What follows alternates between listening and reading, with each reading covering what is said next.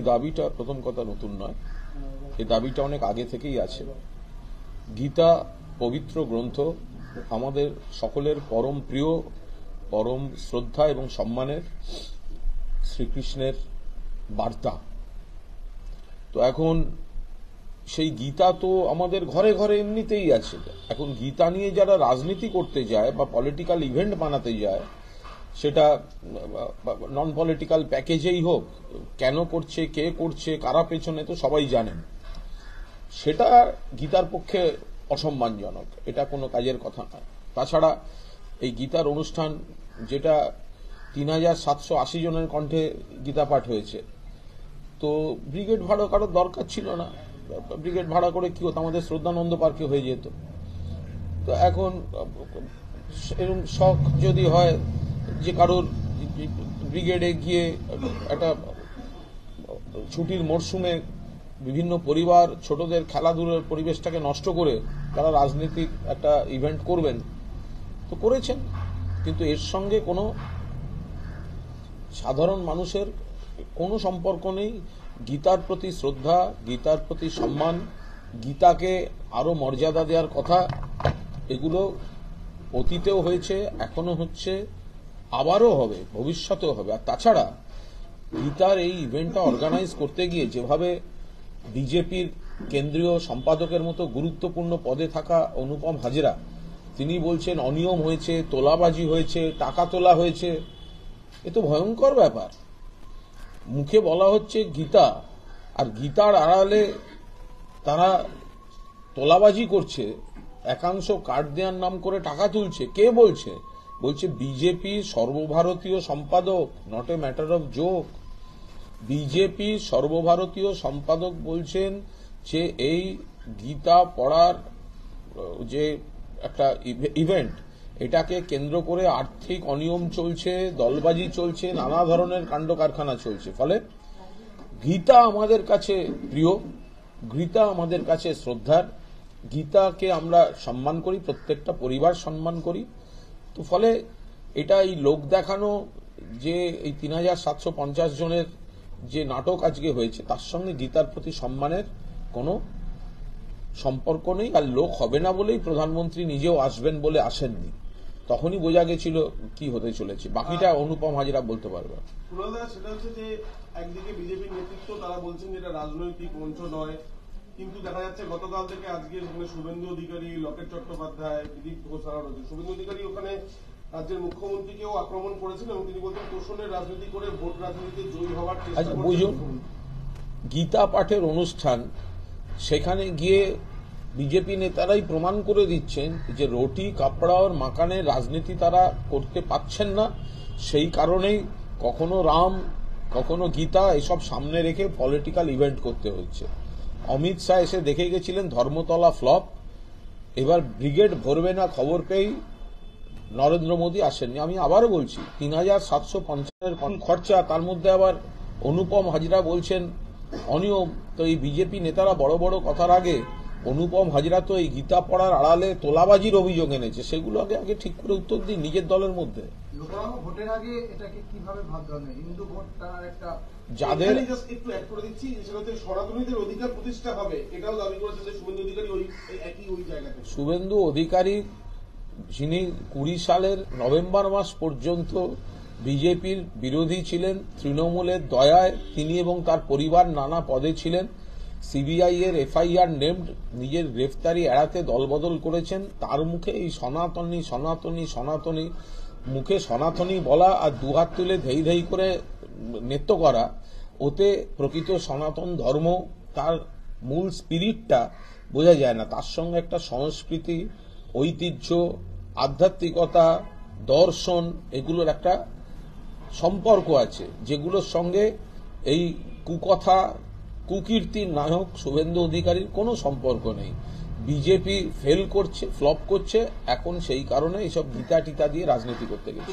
সেটা হচ্ছে যে আজকে টেট পরীক্ষা চলছে এবং 2023 যে টেটে দেখা যাচ্ছে কেউ কোনো কোনো পরীক্ষার্থী বলছেন যে আগে থেকেই সেটিং হয়ে গেছে, জানি তাও পরীক্ষা দিচ্ছি। কেউ আবার বলছেন আগেও পরীক্ষা দিয়েছি, পাশ করেছি, কিন্তু চাকরি পাইনি।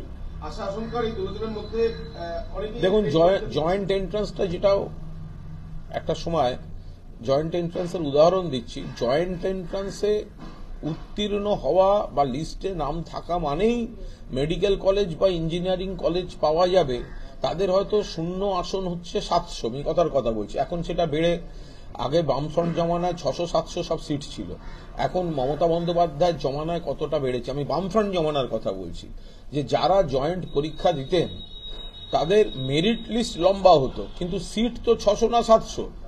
তো সুতরাং বাকিরা আবার পরের বছর চেষ্টা করতেন। ফলে এগুলো তো নতুন কিছু নয়। অর্থাৎ একটা এন্ট্রান্স পরীক্ষা দেয়া উত্তীর্ণ মানেই আপনি শূন্য পদের মধ্যে ঢুকে পড়ছেন, এটা কোনো জমানায় কোনো রাজ্যে কোনো সিস্টেমে এই কথাটা ছিল না।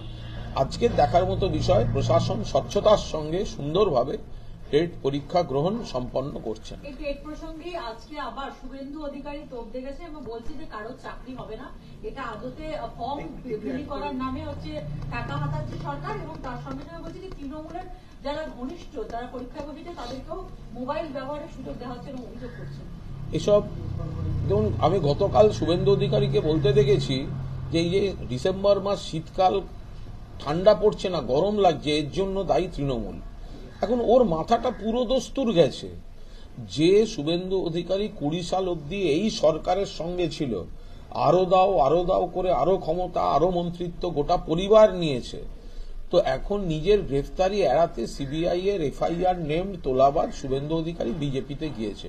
তা এখন যে কথাগুলো বলছে এটা হয়নি, ওটা হয়নি, সেটা হয়নি, তো যখন মন্ত্রী ছিল তখন এই ইস্যুতেও প্রতিবাদ করেনি কেন? তখন কেন শুধু আরো ক্ষমতা চাই, আরো ক্ষমতা চাই, আরো ক্ষমতা চাই করেছে? ফলে অভিযোগটা পুরোটা মারাত্মক, যেটা শুভেন্দু অধিকারী তিনি বলছেন যে পরীক্ষার্থীদের কাছ থেকে 1000 টাকা করে নেওয়া হয়েছে এবং ফান্ড তৈরি করা হচ্ছে। এটা একটা পরীক্ষার যদি কোনো নিয়ম মতো কোনো কিছু থাকে, কোনো ইয়ে থাকে, যে কোনো পরীক্ষারই থাকে, চিরকাল থাকে, তো সেটা তো খুব স্বাভাবিক ব্যাপার। যদি কোনো পরীক্ষায় তার একটা ফি নির্ধারিত হয়ে থাকে, সেটা যে কোনো পরীক্ষার ক্ষেত্রে সব দেশ, সব রাজ্যর ক্ষেত্রেই একটা ফি থাকে এবং সেটা রয়েছে। যদি থেকে থাকে সেটা প্রশাসন বলতে পারবে, তার মধ্যে তো লুকোচুরির কোনো ব্যাপার নেই। পরীক্ষার্থীরা বলছেন যে নিয়োগটা কবে হবে, অনিশ্চয়তা দরকার রয়ে গিয়েছে। সে নিয়োগ কবে হবে, রাজ্য সরকার নিয়োগের চেষ্টা করছেন এবং মামলা মোকদ্দমা করে আটকে রাখা হয়েছে। যেমন গতকাল এসএলএসটি শরীর শিক্ষা, কর্মশিক্ষা প্রার্থীরা দাঁড়িয়ে দাঁড়িয়ে বলে গেলেন যে মুখ্যমন্ত্রী পদ তৈরি করে দিয়েছেন, তারপরে রেকমেন্ডেশন লেটার হয়ে গেছে, কিন্তু অ্যাপয়েন্টমেন্ট লেটারের আগে বিকাশ ভট্টাচার্যরা একটা মামলা করে আটকে দিয়েছেন। যে মামলা করছে তিনি উপযুক্ত নন, কিন্তু তার মামলা করে স্টে করে দেওয়া হয়েছে। তাদের আরো মারাত্মক অভিযোগ যে যে বিকাশ ভট্টাচার্যরা একসময় আমাদের উকিল ছিলেন, আমরা তাদের 27 লক্ষ টাকা দিয়েছি, যখন মুখ্যমন্ত্রী চাকরিটা করে দিচ্ছেন তারা তো করে দিতে পারেননি, তখন আবার চাকরিটা ঠেকাবার জন্য তারা মামলা করছেন। ফলে এই বিরোধীরা তারা চায় না এটা সলিউশন হোক, যার জন্য এই ধর্ণা মঞ্চ, ক্ষোভ, এগুলো থাকলে রাজনীতি করতে সুবিধা হয়। আমরা চাইছি এই বিষয়ে জটিলতাগুলো কাটিয়ে মুখ্যমন্ত্রীর নেতৃত্বে যত তাড়াতাড়ি নিয়োগ হয়। সুকান্ত মজুমদার আজকে টেট সম্পর্কে বলেছে যে টেট পরীক্ষার্থীদের শুভেচ্ছা জানাই, তবে তারা তো যোগ্য প্রার্থীরা পাবেন না, দেখবেন যারা পাশ করেছেন তারা পাননি, অন্য 15 লাখ। অবান্তর কথা। বরং সুকান্ত মজুমদাররা বলুন রেলের শূন্য পদগুলো কবে পূর্ণ হবে, কেন্দ্রীয় সরকারের যে শূন্য পদগুলো রয়েছে সেগুলো কবে পূর্ণ হবে। বিজেপি নেতৃত্ব জবাব দিন যে নরেন্দ্র মোদী 2014 সালে ক্ষমতায় আসার আগে বলেছিলেন বছরে 2 কোটি চাকরি, 10 বছর 20 কোটি চাকরি হওয়ার কথা, তার বদলে আরো 10 কোটি লোকের চাকরি চলে গেছে, কর্মসংকোচন হয়েছে। 30 কোটি বেকারের দায় এই কেন্দ্রীয় সরকারের। রেলের শূন্য পদ, কোথায় পরীক্ষা, কবে নিয়োগ? কেন্দ্রীয় সরকারের বিভিন্ন দপ্তরের শূন্য পদ, সেগুলো এড়িয়ে শুধুমাত্র রাজ্যে জট তৈরি করে সস্তা রাজনীতি করা। আমরা বারবার বলছি বিরোধীদের, তরুণ প্রজন্মকে নিয়ে দয়া করে চাকরির রাজনীতি করবেন না। টেট পরীক্ষার বিভিন্ন প্রশ্নপত্র এখন আবার একটা অভিযোগ উঠে আসছে, সেটাও মারাত্মক, যেটা হচ্ছে হোয়াটসঅ্যাপ গ্রুপে ছড়াচ্ছে। এগুলো সব প্যানিক তৈরি করার জন্য করা হয়। একটা প্রশ্নপত্র দেওয়ার পর, একটা পরীক্ষার কিছুক্ষণ হয়ে যাওয়ার পর বা কোনো বিরতি হওয়ার পর সেগুলো কোন কোন গ্রুপে ছড়ায়, বা বহু জায়গায় এমন বেশ কিছু বক্তব্য রয়েছেন, এমন কিছু ব্যক্তি রয়েছেন এই পরীক্ষা সিস্টেমে যারা হয়তো কেউ সিপিএম সমর্থক, যারা হয়তো কেউ বিজেপি সমর্থক, যারা সরকারের শুভানুদ্দায়ী হন। ফলে প্রশ্নপত্র খোলার পর থেকে পরীক্ষার্থীর হাতে যাওয়ার মধ্যে কেউ ছবি তুলে নিয়ে বাইরে গ্রুপে দিয়ে দিলেন, অন্তর্ঘাত করার জন্য করতে পারেন, কিন্তু ইন্টারেস্টিং হচ্ছে ততক্ষণে পরীক্ষার্থীরা কিন্তু হলে রয়েছেন।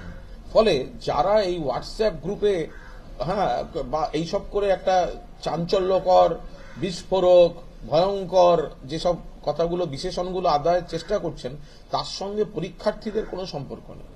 যাদবপুর বিশ্ববিদ্যালয়ের সমাবর্তন অনুষ্ঠান গতকাল আমরা দেখেছি রাতে একের পর এক মোড় নিয়েছে এই বিষয়টি। তার কারণ রাজ্যপালের তরফ থেকে, আচার্যের তরফ থেকে একটা ঘোষণা, এবং তারপর আজকে উপস্থিত থেকেছেন উপাচার্য সমাবর্তন অনুষ্ঠানে, এবং এখন শোনা যাচ্ছে যে তার বিরুদ্ধে একটা ব্যবস্থা হতে পারে। উচ্চ শিক্ষা দপ্তরের তরফ থেকেও উনি যে থাকবেন সেই কথাটাই বলা হয়েছে। এই যে পুরো পরিস্থিতি তৈরি হয়েছে যাদবপুর বিশ্ববিদ্যালয়ে। আরেকটা বিষয় অ্যাড করবো, সমাবর্তন অনুষ্ঠান শেষ হওয়ার পর ডিসি কেঁদেও ফেলেছে। দেখুন, রাজ্যপাল CV আনন্দ ঘোষ তিনি কিন্তু রাজনীতি করছেন গোটা বিষয়টা নিয়ে। তিনি যে সুষ্ঠুভাবে যে শিক্ষা পদ্ধতিটা চলছিল সেই জায়গাটায় অহেতুক বিরোধীদের উদ্দেশ্য সাধনে জলঘোলা করার জন্য এই কাণ্ডগুলো করছেন। ফলে রাজ্যপালের এই ভূমিকার আমরা তীব্র নিন্দা করছি। সুষ্ঠুভাবে যেটা হওয়ার কথা, যেটা হচ্ছে, রাজ্যপালের উচিত সেটা হতে দেওয়া। এখন সুষ্ঠুভাবে কোনো জিনিস হলে যদি রাজ্যপালের কাছে সেটা গ্রহণযোগ্য না হয় তাহলে তো দুর্ভাগ্য।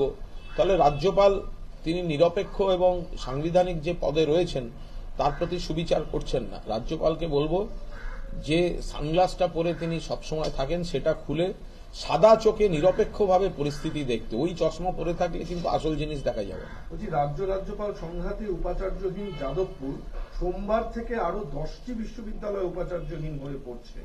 কি হবে উচ্চশিক্ষার? রাজ্য সরকার উচ্চশিক্ষা ক্ষেত্র সচল রাখতে, স্বচ্ছ রাখতে বদ্ধপরিকর। মাননীয় শিক্ষামন্ত্রী ব্রাত্য বসু সমস্ত রকম চেষ্টা করছেন। মুখ্যমন্ত্রী মমতা বন্দ্যোপাধ্যায় যা নির্দেশ দিয়েছেন, রাজ্যপাল বেশ কিছু জায়গায় জল ঘোলা করার চেষ্টা করছেন এবং যাতে সব সুষ্ঠুভাবে না চলে তার চেষ্টা করছেন। রাজ্যপালের এই অসৎ উদ্দেশ্যটা বাংলাবাসীর কাছে, বঙ্গবাসীর কাছে স্পষ্ট হয়ে যাচ্ছে। এরপর যেটা ঠিক মনে করার সেটা রাজ্যের শিক্ষা দপ্তর, শিক্ষামন্ত্রী করবেন এবং যথাসময়ে জানাবেন। সুকান্ত মজুমদারও উপাচার্য নিয়োগ নিয়ে বলছেন যে সুপ্রিম কোর্টের রায়কে অবমাননা করা হয়েছে এবং রাজ্যপাল তিনি যেমন বসাতেও পারেন তিনি সেরকম সরাতেও পারেন। ইচ্ছে মতো আজ বসালো কাল সরালো, এটা তো চলতে পারে না।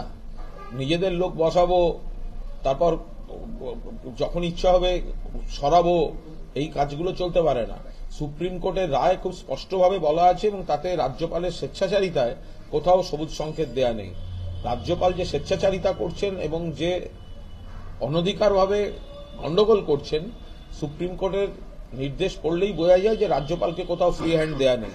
ফলে সুপ্রিম কোর্টের রায়ের মূল স্পিরিটটা অনুধাবন করে রাজ্যপালকে যা করার করতে হবে।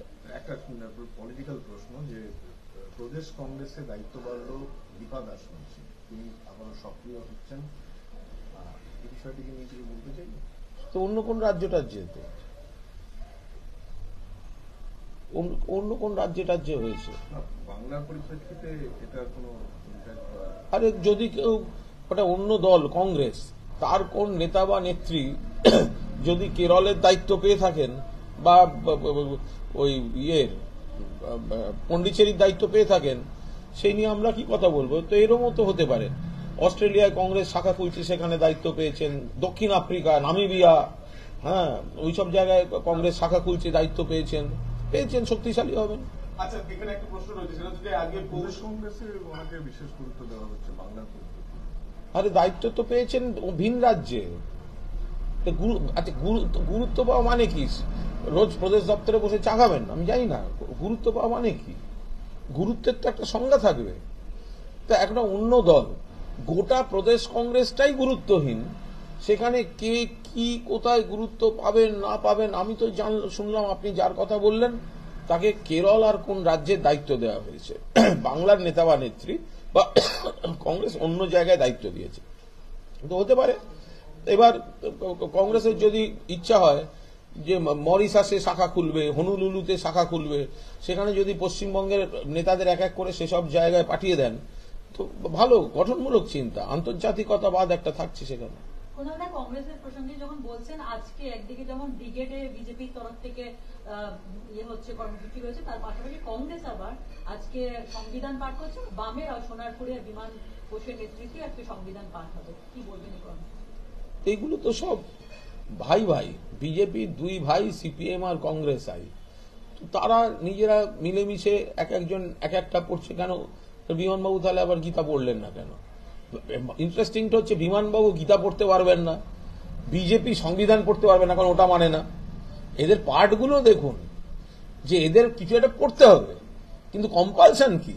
বিমান বোস গীতা পড়তে পারবে না, কারণ গীতা মানে না।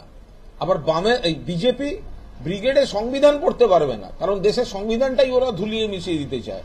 তো এই দেখলেই বোঝা যাচ্ছে এদের এই ভয়ঙ্কর দেউলিয়াপনা রাজনীতি।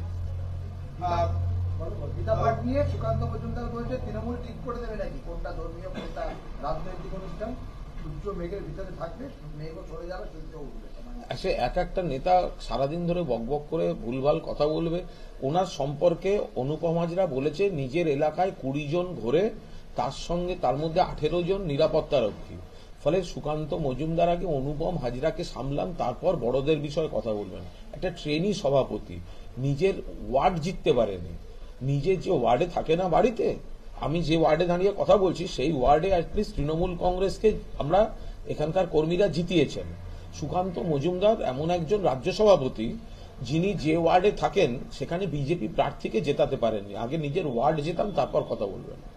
পৌষ মেলাতে যে শান্তিনিকেতনে চলছে সেখানে দেখা যাচ্ছে যে জেপি নাড্ডার ছবি দেওয়া একটা বড় স্টল বিজেপি, আবার ওই অঞ্চলেরই দেখা যাচ্ছে একটা জায়গায় সেখানে অনুপম হাজরার ছবি দেওয়া বিজেপির আরেকটা স্টল, কিন্তু এই মুখ আলাদা মানে হচ্ছে, কিন্তু একই দল। এটা কি কোনোভাবে মনে হচ্ছে যে অন্যরকম কিছু আপনাদের? অনুপম হাজরা যে প্রশ্নগুলো তুলেছেন, বিজেপির তো কোনো নেতা বা নেত্রীকে দেখছি না তার কোনো সদুত্তর দিতে পারছেন, তো সুতরাং ওদের যে বিষয়গুলো তারা বলতে পারবেন। এখন অনুপম হাজরাকে যারা কেন্দ্রীয় সম্পাদক, হাজারক একটা বড় পদে আছেন, তো এখন তাকে যদি কেন্দ্রীয় সম্পাদক রাখতে হয় তাহলে তার কথাকে গুরুত্বপূর্ণ বলেই তো বিজেপি ধরা উচিত। এখন তাকে যারা পছন্দ করে তারা আলাদা স্টল করেছেন, বাকিরা আবার আলাদা স্টল করেছেন। শীতকালে বিভিন্ন জায়গায় সার্কাসের তাঁবু পড়ে, শীতের তো এটা তো ঐতিহ্য, তো আর এখন তো বন্যপ্রাণ ওইসব খেলা দেখানো যায় না, ফলে এই ধরনের কিছু মানুষ চরিত্র নিয়েই সার্কাসগুলো চলে, সেগুলো বিজেপি বিভিন্ন জায়গায় তাঁবু ফেলছে।